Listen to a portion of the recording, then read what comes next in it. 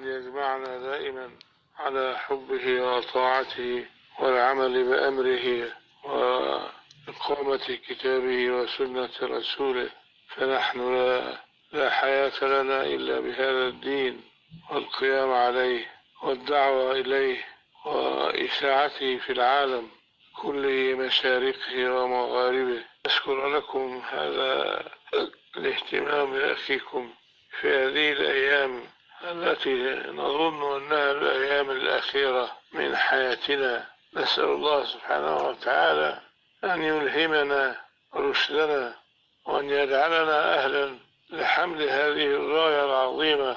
نسأل الله أن نلتقي بكم أنتم وأحبتكم وأحبتنا والجميع نحتمل الراية للأمة كلها إن شاء الله.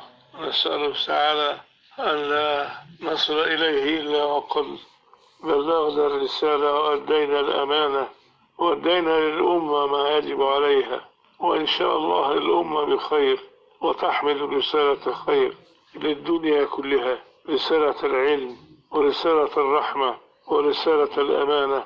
وقل آمنت بالله والحمد لله رب العالمين.